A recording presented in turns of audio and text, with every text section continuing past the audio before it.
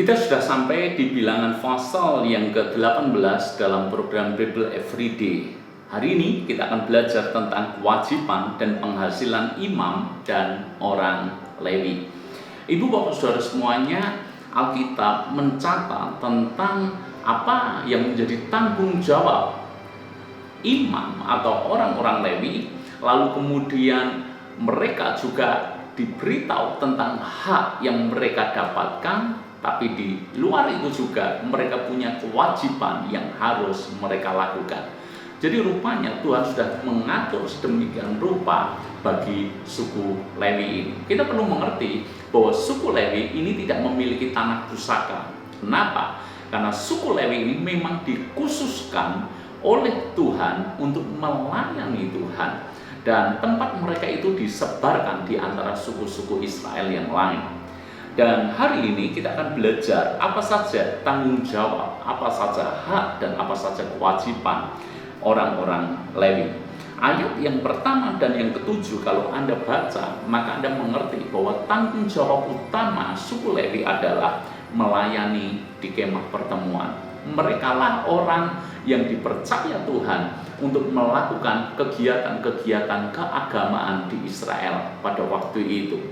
Dalam hal ibadah, orang-orang Lewi lah yang ditunjuk untuk menyelenggarakannya.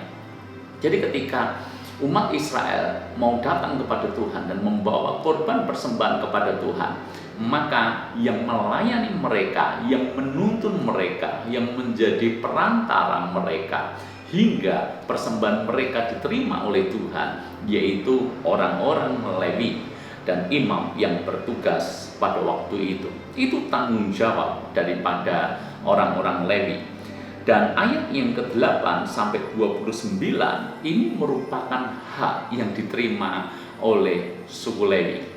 Haknya apa saja? Ayat yang ke-8 misalnya, sesungguhnya aku ini, maksudnya Tuhan, telah menyerahkan kepadamu pemeliharaan persembahan-persembahan khusus yang kepadaku semua persembahan kudus orang Israel ku berikan kepadamu dan anak-anakmu sebagai bagianmu. Itulah suatu ketetapan untuk selama-lamanya.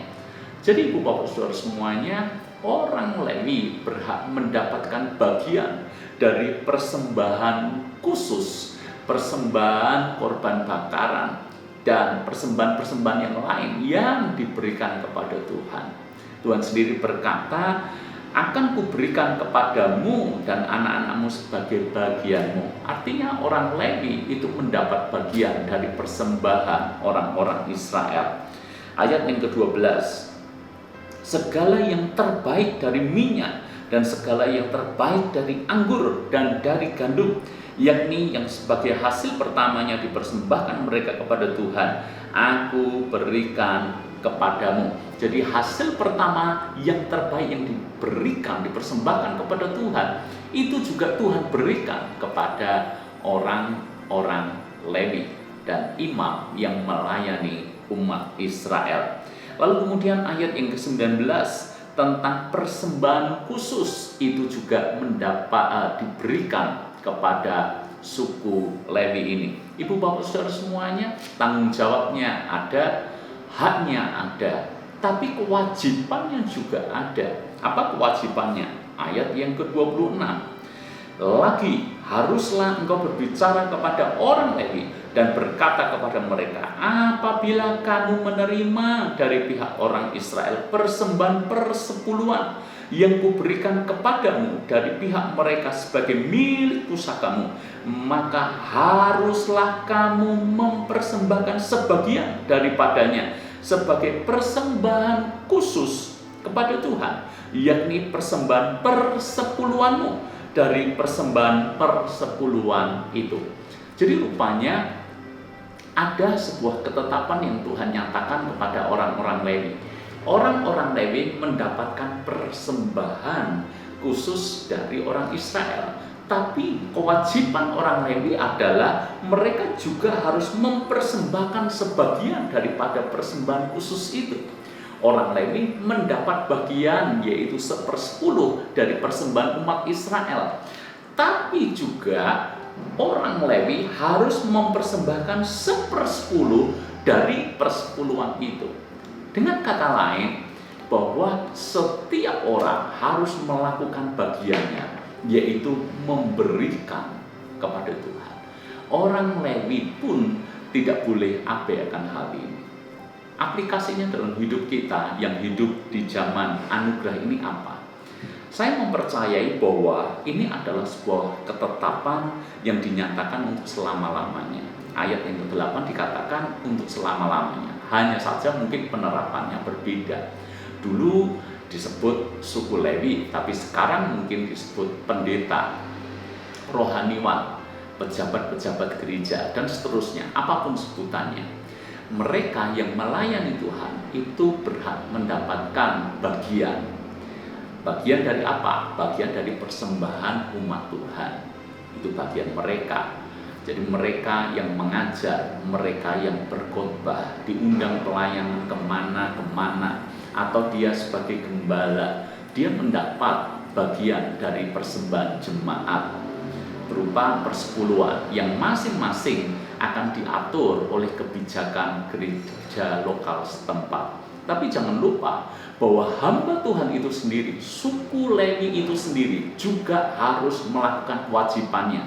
Selain melayani umat Tuhan, selain memantau, membuat pertumbuhan rohani jemaat makin dewasa, bagian mereka apa?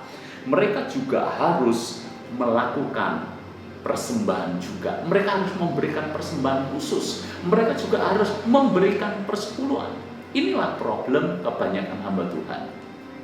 Hamba Tuhan menerima persepuluhan, tapi dia sendiri tidak membayar persepuluhan. Saya mengajak Anda semuanya, kalau Anda seorang hamba Tuhan, belajarlah kita mengikuti ketetapan Tuhan ini. Tidak adil kita mengajak jemaat mengembalikan persepuluhan, sementara kita tidak melakukannya.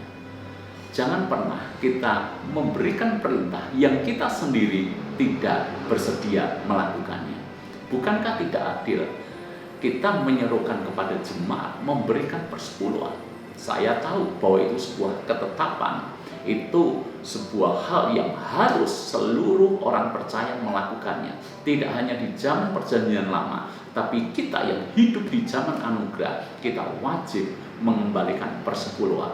Itulah yang saya lakukan juga dari dulu, bahkan hingga sekarang. Saya belajar untuk setia mengembalikan persepuluhan. Namun ketika kita menyerukan seperti itu, bagian kita hamba Tuhan, kita juga harus mengembalikan persepuluhan. Gereja juga sama, harus mengembalikan persepuluhan kepada sinode yang menaunginya.